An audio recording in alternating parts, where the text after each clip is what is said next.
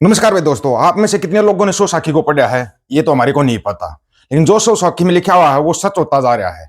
सोसाकी के अंदर ही लिखा हुआ था पाकिस्तान बनेगा, पाकिस्तान बना, बांग्लादेश बनेगा, वो भी बना। सोसाकी में ही लिखा हुआ था अंग्रेज आएंगे और 100 साल तक पंजाब पर राज करेंगे। क्योंकि पंजाब एक अलग देश था। 200 साल तक किया भारत के ऊपर, लेकिन 100 साल ही कर पाए पंजाब के ऊपर। ये सबको पता है। उसके बाद सोसाकी में ही लिखा हुआ है कि भाई अंग्रेजों का राज भी खत्म हो जाएगा। उसके बाद जंग लगेगी दुनिया में। वो जंग दुनिया में लग चुकी है। इस चीज का भी आपको पता है। जब दुनिया में जंग लगेगी तो सीमाएं चेंज होनी शुरू हो जाएंगी। सीमाएं चेंज होगी तब आएगा खालसा राज। उसके अंदर भी एक चीज और लिखी हुई, खालसा खजाना कहां पे, वो भी बताया हुआ सोसाकी के अंदर। कितनों को पता इस बात का? आप बता सकते हैं। जिन्होंने सोसाकी को पढ़ा होगा, सुना होगा, उनको तो पता होगा। नहीं तो बाकी वाले तो भाई फिर यही सोचेंगे तो किस्से कहानियां हैं। सारी किस्से कहानियां सच होते जा रही हैं। ये किस्से कहानी सोसाकी की किस्सा कहानी नहीं है, गुरु महाराज के लिखे हुए वचन है और वो सच होते जा रहे हैं। लेकिन इसमें भी एक ट्विस्ट लिखा हुआ है। खालसा राज कैसे आएगा, उस खालसा राज का मालिक कौन होगा, कौन नहीं होगा, ये भी बताया हुआ है। वो आपको सोसाकी पढ़ने पर पता लगेगा। लेकिन जो सोसाकी के अंदर लिखा हुआ था उसका उदाहरण अभी हाल में जो हो रहा है वो थोड़ा ध्यान से सुनते जाना। वीडियो को पूरा जरूर सुनना, आपको लास्ट में बताएंगे खालसा राज कब आएगा। वेनेजुएला पर सर्जिकल स्ट्राइक पर दुनिया की चुप्पी से लगता है बड़ी शक्तियां आपसी समझौते के तहत सीमाओं को सीधा करना शुरू कर चुकी हैं। आपसी सहमति से बुजुर्गों द्वारा लिखी कहानी स्क्रिप्ट लागू होने लगी कि तानाशाही राजतंत्र लोकतंत्र के बाद कॉर्पोरेट राजतंत्र का समय आ गया है। सबको पता अब जो चल रहा है। रूस की दया पर यूक्रेन को छोड़ वेनेजुएला की ओर बढ़ा अमेरिका। यूक्रेन का डोनबास क्षेत्र रूस का हिस्सा बन जाएगा। रूस कहीं और बढ़ेगा। सबको पता है तो रूस किस तरफ बढ़ेगा। अब वो उसको छोड़ के दूसरी तरफ बढ़ेगा। ताइवान पर चीन का खुला अधिग्रहण भी हो सकता है। समझौते का हिस्सा चीन से ने अफ्रीका में पैर पसार दिया है। चीन ने भारत की आर्थिक रूप से समझौता कर लिया है। जो कहना है बोल लो, पर भारतीय अर्थव्यवस्था अपने 15 करोड़ से ज्यादा लोगों को खाना, कपड़ा, मकान देने के प्रयास में ही चल रही है। छोटी बड़ी चीजों के लिए पूरी तरह चीन पर निर्भर है और चीन भारत के सटे लगभग सभी देशों को अपने पंखों के नीचे कर चुका है। चाहे वो पाकिस्तान है, बांग्लादेश है, सबके ऊपर पैठ बना चुका है। और पैठ भारत पे भी बनाता जा रहा है। वो बनाता जा रहा है भारत पे पैठ। देख लो ना आप।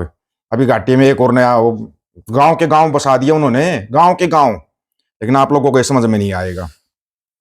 फिलिस्तीनियों को नवगठित देश सोमालीलैंड में स्थानांतरित करना। इजराइल पर गाजा पर कब्जा करेगा।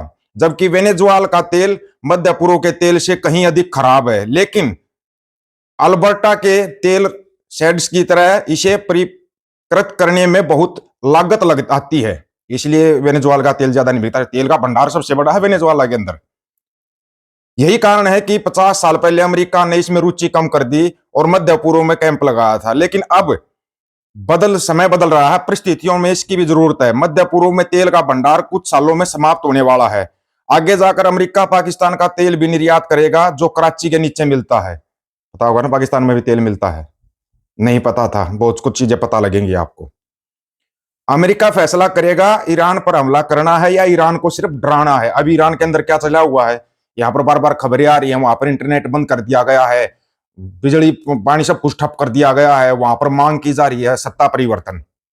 जैसे पाकिस्तान में होया, बांग्लादेश में होया, वो सत्ता परिवर्तन। वो सत्ता परिवर्तन पूरी दुनिया में ताकतवर देश अपने फायदे के लिए करते हैं, अपने फायदे के लिए। यह ध्यान रखना। इसको इसलिए बोल रहे हैं वीडियो पूरा क्यों सुनना, क्योंकि आपको इसके अंदर नजर आ जाएगा। जो समझदार होगा वो समझ जाएगा। वेनेजुएला का तेल टेक्सास की रिफाइनरी में साफ होगा, जहां अल्बर्टा का कच्चा तेल गया। कनाडा के लिए आर्थिक रूप से अच्छी खबर नहीं है। कनाडा का टेक यूरोप खासकर इंग्लैंड पर है, जिसका भविष्य बहुत अच्छा नहीं लग रहा। बेशक संयुक्त राज्य अमेरिका को कनाडा पर सीधे कब्जा नहीं करना चाहिए, लेकिन साझेदारी पहले जैसी नहीं रहेगी, भागीदारी अधिक दिखाई देगी। अमेरिका को ग्रीनलैंड को नींव करना चाहिए। पोल के पास गर्मी के कारण बर्फ पिघल रही है। नए समुद्री व्यापार क्रॉसिंग खुल रहे हैं। अमेरिका को उनकी जरूरत है, चाहे कुछ भी हो। अब बात आती है सिखों की। अभी तक नहीं थी ना, आती है इसमें। अगर सिख मजबूत धार्मिक, शारीरिक, मानसिक, शिक्षा और टेक्नोलॉजी हो तो बदलते हालात में कुछ खट्टे होंगे, वरना भिखारी का कोई राज नहीं बनता। बड़े देश अपने राजनीतिक हित और भागीदारी की अक्षमता को देखते हैं। अगर सिखों में अक्षमता होगी तो भविष्य में सुरक्षा हो सकती है। अब आप इस विचार से कितने सहमत है कितने सहमत नहीं है वो आप कमेंट करके अपनी राय रख सकते हो कि भाई ये विचार समझ में आने। ध्यान रखना, 47 में गलती हुई थी, 47 में एक बहुत बड़ी गलती हुई थी। वैसी गलती अगर आप दोबारा कर गए ना सीख, फिर इंतजार करते रह जाओगे, फिर तो पता नहीं कितने सालों तक इंतजार करते रह जाओगे। अभी जो ये काल चक्कर चला हुआ है ना, और सबको पता है, वेनेजुएला पर कब्जा कर लिया, अब ग्रीनलैंड की तरफ है, अमेरिका ग्रीनलैंड की तरफ है, चाइना दूसरे उसने नाप रहा है, रशिया अब और किसी तरफ चल देगा। चाइना अब साउथ अफ्रीका के देशों को कर्ज दे रहा, कर्ज पे कर्ज, कर्ज पे कर्ज दे रहा है, वहां पर अपनी पैठ बना रहा है। चाइना सबसे ज्यादा कर्ज दे के बैठा हुआ है पाकिस्तान को, पता होगा इस चीज का या नहीं पता है। अमेरिका सबसे ज्यादा कर्ज दे के बैठा हुआ पाकिस्तान को, यहाँ पे आके भी नहीं कि टक्कर बनेगी, लेकिन हो सकता है चाइना फिर कोई समझौता कर जाए। जैसे अभी उसने बोला था डोंटू साहब ने कि भारत, चीन और ब्राजील के ऊपर 500% टैरिफ लगाएंगे। पहले इन तीनों पे उसने 100 बोला, फिर 50 बोला, लेकिन भारत पे 50 लगा दिया, चीन पे 30 ही रख दिया, 30 का भी शायद 20 कर रखा है। मतलब चाइना को छूट दे देता है वो, चाइना से समझौता, और हमारे वालों को रगड़ देता है। हमारे वालों को समझ में नहीं आ रहा कि जाना किस तरफ है। सबसे बड़ी समस्या यहाँ पे हो रखी है कि जाना किस तरफ है ये समझ में नहीं आ रहा है। ठीक है।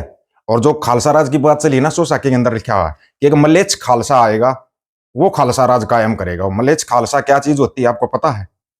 जो सारे कर्म करता है, सारे कर्म कांड करता है, सारे कर्म कांडों से आप समझ जाओगे, क्योंकि बहन बेटियां भी सुनती हैं, बताने की जरूरत नहीं होगी।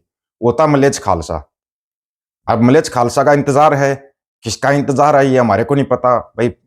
सारी चीजें होंगी उसके अंदर, सभी चीजें, वो खालसा भी होगा लेकिन सारे गुण होंगे उसके अंदर, उन गुणों का सबको पता है किसके अंदर है, पता है या नहीं पता है। और जो गुरु की फौज है, नियंग सेना है, इस पे तो आप सवाल उठाना मत, क्योंकि ये सो साखी पढ़ के ही चढ़ती कला में आते हैं। गुरु की सेना सबसे ज्यादा सो साखी पे विश्वास करती है, और करना भी चाहिए। आप भी अगर एक बार सो साखी को पढ़ लोगे ना, तो आप हमेशा चढ़ती कला में रहोगे। सो साखी के अंदर गुरु साहब ने जो जो वचन कर रखे हैं ना, सारे वचन सच होते आ रहे हैं। आंधी तूफानों के भी, अंग्रेजों को भी फिरंगी लिखा हुआ है सोसाकी के अंदर। फिरंगी, फिरंगी शब्द सोसाकी के अंदर अंग्रेजों के लिए, वहीं से लिया लोगों ने फिरंगी शब्द। और बताया, दरबार साहिब पर अटैक होने की बात भी बताई थी। संजनल सिंह भिडावड़ा खालसा के बारे में पहले बता दिया था गुरु महाराज ने कि वो किला बनाएगा, दरबार साहिब को अपना किला बनाएगा। और उसके लिए इंदिरा गांधी के लिए जो शब्द यूज किया हुआ है, वो आप लोगों को मेरे से ज्यादा बेहतर पता है। जो शब्द यूज किया था गुरु महाराज ने, हम किसी लेडीज को ऐसा शब्द नहीं बोलेंगे, बोला तो गुरु महाराज ने भी नहीं है, लेकिन उस टाइम पे होते थे, उन्होंने तो वचन किए थे कि वैसे ऐसे होगा, सब होगा। वो आएगी, दरबार साहिब पर अटैक करेगी, फिर वो भी मारी जाएगी। सारा सब कुछ आपको सो साखी के अंदर मिल जाएगा। सो साखी के अंदर आपको यह भी पता लग जाएगा सिखों का असली खजाना कहाँ पे है। महाराष्ट्र के नांदेड़ साहब में एक बहुत मशहूर गुरुद्वारा साहिब है, उसके उसमें है सिखों का सबसे बड़ा खजाना, ये भी आपको बता देते हैं। और 96 करोड़ी खालसा के बारे में भी लिखा हुआ है। 96 करोड़ी खालसा होते होगा। ये अटैक है ना जो बढ़ता जा रहा है, सोच रहे हो बस वेनेजुएला पे करेगा, नहीं नहीं, ये बढ़ता चला जाएगा। किसी तरफ चीन बढ़ेगा, किसी तरफ रूस, किसी तरफ अमेरिका। जो शक्तिशाली होंगे वो बच जाएंगे और नया देश खड़ा करेंगे वो। इसी को बोलते हैं तुम्हारा न्यू वर्ल्ड ऑर्डर। समझे? किस किस की समझ में आया? आप लोग अपनी राय रख सकते हो, आपकी राय का इंतजार रहेगा। सभी साथियों को राम राम, नमस्कार, आदाब, सत श्री अकाल। वीडियो को ज्यादा से ज्यादा शेयर, चैनल को सब्सक्राइब, बेल आइकन को जरूर दबाना दोस्तों। ऑफिशियल दीपक फौजी यूट्यूब चैनल, बात हक और सच की करेंगे, हक सच की बात हम करेंगे। वीडियो को शेयर करने की जिम्मेवारी आप लोगों की है। गज के आंखों, वाहिगुरु जी का खालसा, वाहिगुरु जी की फतेह।